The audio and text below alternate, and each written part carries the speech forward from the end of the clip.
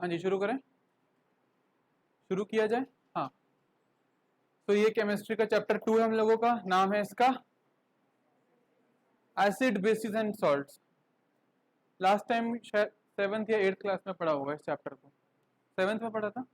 हाँ, कुछ याद है हल्का फुल्का क्या पढ़ा था? एसिड क्या होता है, बेस क्या होता है?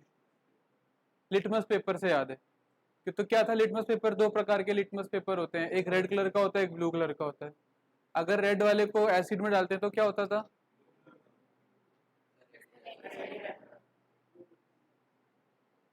ये ट्रिक क्वेश्चन था मेरा।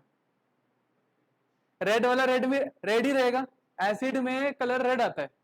अब ब्लू को डालोगे तो ब्लू से रेड हो जाएगा, और रेड को डालोगे तो नो चेंज। ठीक है।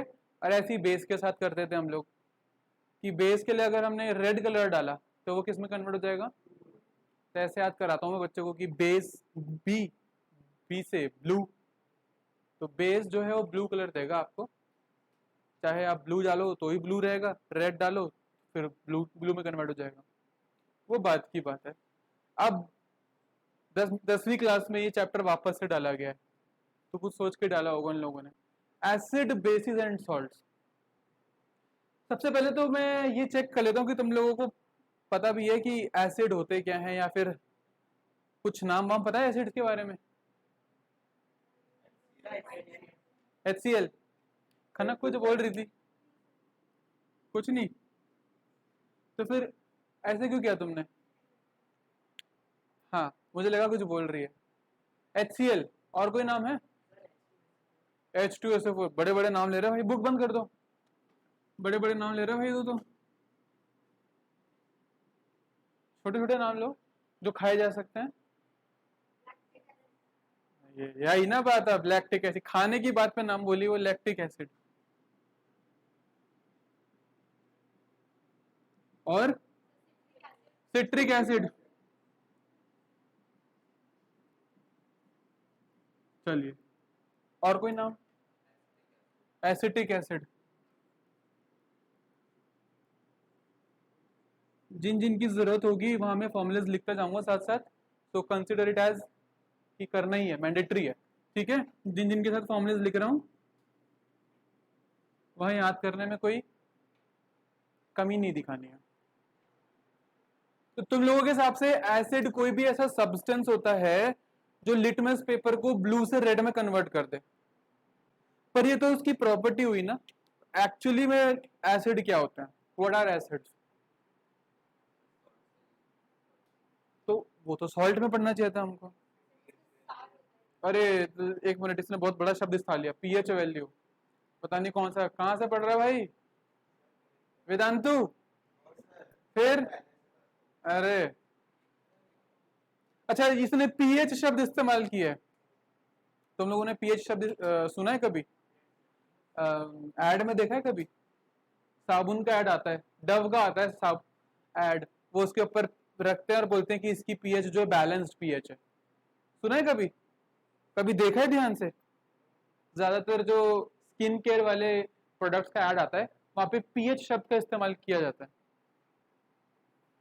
ठीक है, तो आगे से ध्यान रखना। या फिर जो भी घर में क्रीम हो या साबुन हो, ठीक है, तो चेक करना उसके पीछे पीएच के बारे में कुछ लिखा हुआ है। पीएच बेसिकली एक स्केल होता है, एक इंडिकेटर होता है, जिससे हमें पता लगता है कि कोई भी सब्सटेंस एसिड तो है, तो वो कितना खतरनाक एसिड है। कोई सब्सटेंस अगर बेस है तो कितना खतरनाक बेस है। ठीक है, उस पर हम बाद में आएंगे, वो तो बाद की बात है। जब हमें एसिड और बेस के बारे में पता चल चुका है तब हम जानेंगे पीएच के बारे में। ओके, कुछ बेस के नाम बता दो। NaCl, सोडियम क्लोराइड, वो बेसिक इन नेचर है, पर प्रॉपर बेस नहीं। ये आया सही जवाब। मैग्नीशियम हाइड्रोक्साइड खा सकते हैं इसको? इसको खा सकते हैं? नहीं खा सकते? अभी मैं बोलूं खा सकते हैं तो? और क्या आया ना नाम, इनो, डाइजीन, ये सबके सब मैग्नीशियम हाइड्रोक्साइड ही तो हैं। एंटा एसिड आ गया ना नाम। एंटा एसिड क्यों बोला? क्योंकि वो एंटी एसिड होते हैं, एसिड के अगेंस्ट काम करता है बेस। कब खाते हैं हम लोग? जब ज्यादा पूरियां पेल ली होती हैं, तो ज्यादा भटूरे खा लिए होते हैं, है ना।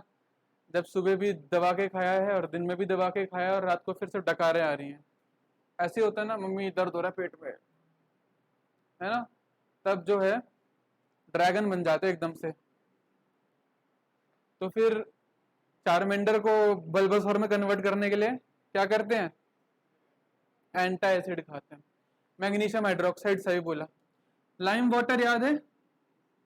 Calcium hydroxide. एक और आएगा सोडियम हाइड्रोक्साइड। ठीक है, अभी तो मैं एग्जांपल्स लिखवा रहा हूं, धीरे धीरे करके तुम लोगों को आइडेंटिफिकेशन समझ में आ जाएगी कि अगर मेरे सामने कोई सब्सटेंस रखा जाएगा तो उसमें से एसिड कौन सा होगा और बेस कौन सा होगा और सॉल्ट क्या है। तो मैं बिल्कुल शुरू से शुरू करता हूं। केमिस्ट्री में हमारे पास जो सब्सटेंस होते हैं, कोई भी सब्सटेंस, वो दो प्रकार का होगा। या तो वो प्योर सब्सटेंस होगा, या तो वो इम्प्योर सब्सटेंस होगा या मिक्सचर होगा। एक चैप्टर पढ़ा था हम लोगों ने 9th क्लास में, is matter around us pure, second chapter था ना, उसमें ये तो पढ़ाते थे कि सब्सटेंस दो प्रकार के होते हैं, एक प्योर सब्सटेंस होता है और एक इम्प्योर सब्सटेंस होता है। प्योर सब्सटेंस कौन से सब्सटेंस होते हैं? जो एक ही प्रकार के पार्टिकल से मिलकर बने हो, जो एक ही प्रकार के पार्टिकल से मिलकर बने हो। अब इसमें प्योर सब्सटेंस में कौन कौन आता है भाई? प्योर सब्सटेंस में आता है एलिमेंट्स, यस, और कंपाउंड्स। एलिमेंट्स में आ जाएगा hydrogen, oxygen, chlorine, copper, iron, ये सब के सब एलिमेंट्स में आ जाएंगे। कंपाउंड्स में क्या आएंगे? ये सारे के सारे कंपाउंड्स ही तो हैं, जिसमें कैल्शियम, ऑक्सीजन, हाइड्रोजन के एटम्स आ रखे हैं, made up of only one kind of atoms, calcium के एटम्स, ऑक्सीजन के एटम्स और हाइड्रोजन के एटम्स, है ना। एलिमेंट्स और कंपाउंड्स, एलिमेंट्स को अगर मैं फर्दर बाइफरिकेट करूं तो एलिमेंट्स भी दो प्रकार के होते हैं। कौन कौन से? मेटल्स और नॉन मेटल्स। मैं जनरल बात कर रहा हूं, फिर तुम बोलोगे सर आपने मेटालॉइड भी लिखना चाहिए था, तो मेटालॉइड भी है, ठीक है। मेटल्स और नॉन मेटल्स। कंपाउंड भी दो प्रकार के होते हैं। कौन कौन से दो प्रकार हैं? एसिड और बेस।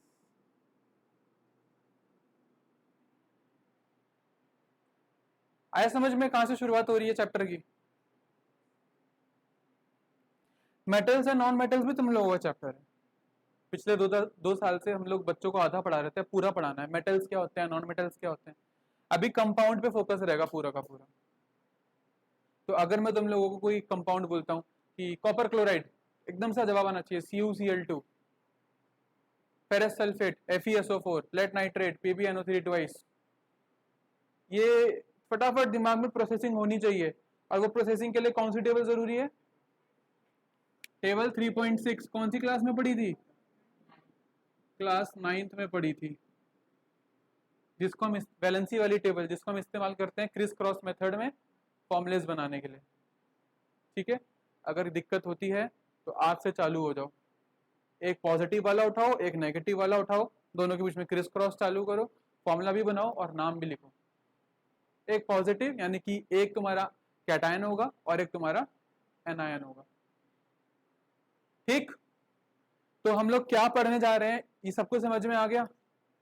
हमने कंपाउंड्स में एसिड और बेस के बारे में पढ़ना है, सॉल्ट के बारे में भी पढ़ना है, पर सॉल्ट का नेचर एसिडिक या बेसिक ही होता है, इसलिए मैंने यहाँ सॉल्ट नहीं लिखा। ठीक है, बेसिकली जनरली, अब मैं बेसिकली नहीं बोलूंगा, जनरली कंपाउंड्स के नेचर एसिडिक होते हैं, बेसिक होते हैं। कोई स्ट्रॉन्ग एसिड होता है, कोई वीक एसिड होता है, कोई स्ट्रॉन्ग बेस होता है, कोई वीक बेस होता है, और कुछ कंपाउंड्स ऐसे होते हैं जो न्यूट्रल होते हैं, नीदर एसिडिक नॉर बेसिक, ठीक है। पर ये एसिड होना क्या है, ये बेसिक होना क्या है, वो सिर्फ लिटमस पेपर से डिसाइड नहीं करेंगे, उसकी हम एक पर्टिकुलर डेफिनेशन देखेंगे आज, प्रॉपर्टीज ऑफ एसिड देखेंगे, तो चीजें समझ में आएंगी खुलकर, ठीक है। इसको नोट कीजिए, फिर आगे बढ़ते हैं।